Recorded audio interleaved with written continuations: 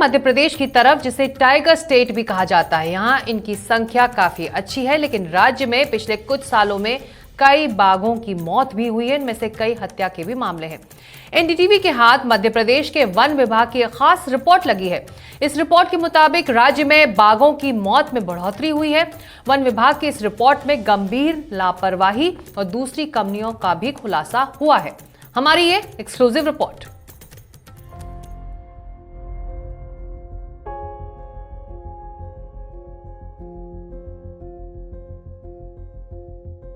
मध्य प्रदेश में बाघों की आबादी 526 से बढ़कर 785 पहुंच गई है।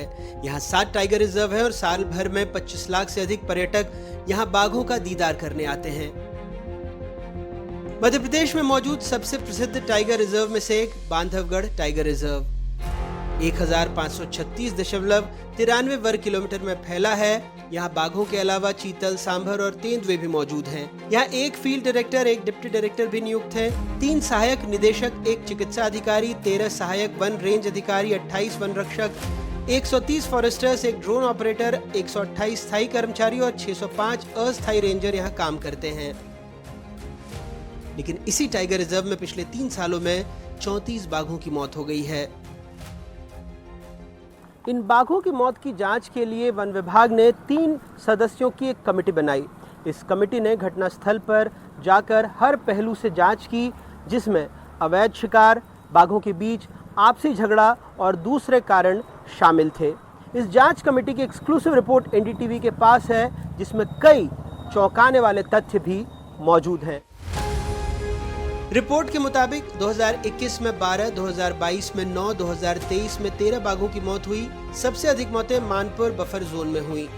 बाघ की मौत के 20 मामले में पीओआर यानी प्रथम सूचना रिपोर्ट दर्ज नहीं हुई है। कई मामलों में पोस्टमार्टम की वीडियोग्राफी नहीं हुई। कई मामलों में पोस्टमार्टम के दौरान पशु चिकित्सक नहीं थे। मौत हत्या में पोस्टमार्टम फोरेंसिक जाँच सही तरीके से नहीं हुई। बाघों की मौत के हर मामले को आपसी लड़ाई के तौर पर दिखाया गया।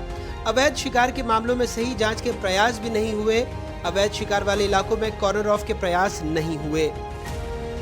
सरकार हमारी खबर के बाद कह रही है कार्रवाई होगी। टाइगर डेथ हुई है, उसमें पीओआर दर्ज नहीं किया गया या पोस्टमार्टम ठीक से नहीं किया गया, तो इस पर क्या जिम्मेदारों पर कुछ कार्रवाई देखेंगे हम लोग? मैं उसकी, आपने मुझे सुझाया है, मैं इसकी रिपोर्ट मंगा के पूरी और बिल्कुल उचित कार्रवाई करेंगे। रिपोर्ट के मुताबिक बांधवगढ़ में बिना सिर के बाघ का भी एक मामला पाया गया था। जानकारों का कहना है ये रिपोर्ट विस्फोटक है। वो मामले में सीबीआई जांच की मांग कर रहे हैं। मध्य प्रदेश का एक काला जो दाग था वो पन्ना टाइगर रिजर्व में बाघों का पूरा सफाया था 2009 में।